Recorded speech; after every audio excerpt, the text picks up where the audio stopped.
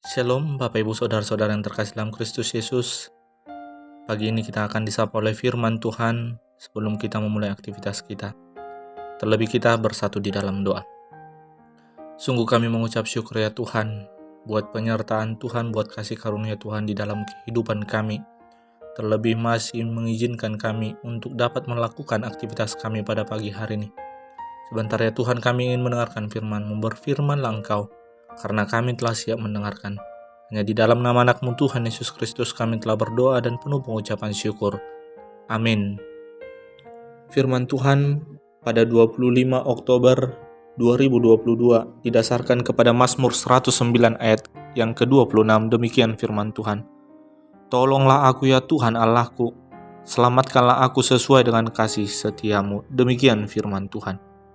Bapak Ibu Saudara-saudara yang terkasih dalam Kristus Yesus, sebuah survei di tahun 2019 tentang efek perkataan yang baik dan perkataan yang tidak baik, perkataan yang positif dan negatif. Ternyata ada perbedaan. Ketika seseorang mengungkapkan perkataan yang baik atau positif, baik itu pujian, sanjungan, itu hanya dapat membuat seseorang bergembira satu hari saja.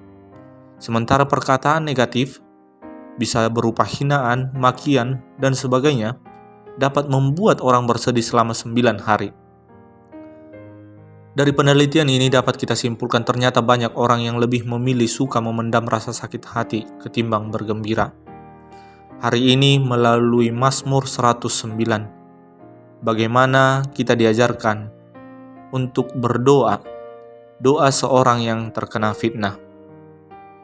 Bapak Ibu Saudara-saudara yang terkasih dalam Kristus Yesus, ada beberapa hal pengajaran yang boleh kita ambil dari perikop kita pada pagi hari ini. Yang pertama adalah, hadirkanlah Allah dalam keadaan ketika kita difitnah.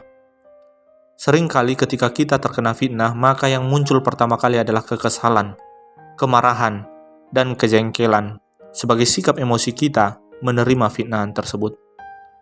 Firman Tuhan pada pagi hari ini menegaskan bahwa Daud mencari Allah terlebih dahulu. Selanjutnya dia menyerahkan permasalahannya kepada Tuhan dan dia mempersilahkan Tuhan untuk tidak berdiam diri. Kata tidak berdiam diri di sini merupakan permohonan doa kepada Allah agar dia menghakimi dan menghukum orang yang fasik dan penuh tipu muslihat. Doa ini juga mencerminkan suatu keinginan agar keadilan terwujud di bumi melalui hukum yang adil oleh Tuhan.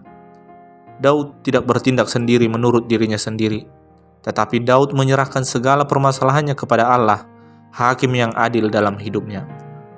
Bapak Ibu Saudara-saudara yang terkasih dalam Kristus Yesus, pengajaran yang kedua yang boleh kita ambil dari perikop hari ini, ingatlah kepada perbuatan dan kuasa Tuhan. Seringkali apabila kita menderita sengsara karena perbuatan orang lain, fitnah atau hal-hal yang tidak baik lainnya, kita sering lupa mengingat dan berfokus kepada kebaikan dan perbuatan-perbuatan yang telah Tuhan lakukan di dalam hidup kita.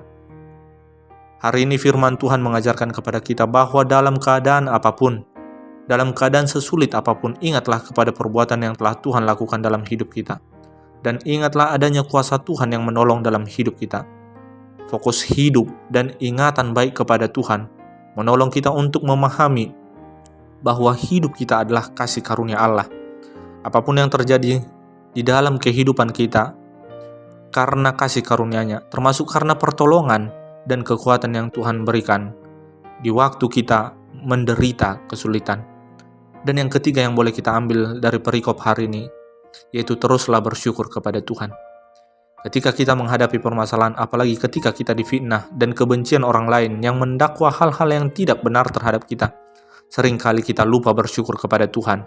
Yang ada hanyalah doa permohonan keluar dari masalah, doa permohonan untuk penghakiman, dan doa mohon pertolongan. Firman Tuhan pada pagi hari ini menegaskan, apapun keadaan kita, mari kita mengucap syukur. Biarkan Tuhan yang adil melakukan pekerjaannya.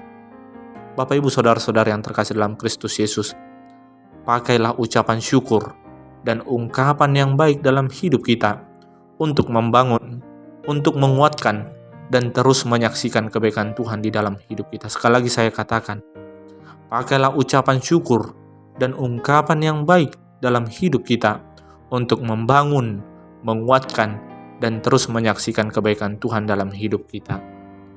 Amin. Tuhan Yesus memberkati. Kita bersatu dalam doa. Sungguh kami mengucap syukur ya Tuhan buat firman-Mu yang baru saja mengingatkan kami bagaimana ketika kami mengalami pergumulan termasuk ketika kami difitnah, agar kami mengingat Engkau, mengingat kebaikan Tuhan, dan selalu mengucap syukur. Kami juga berdoa ya Tuhan buat hari ini, kiranya Engkau juga yang menyertai memberkati kami dalam setiap aktivitas kami. Hanya di dalam nama anak-Mu Tuhan Yesus Kristus kami telah berdoa dan penuh pengucapan syukur. Amin.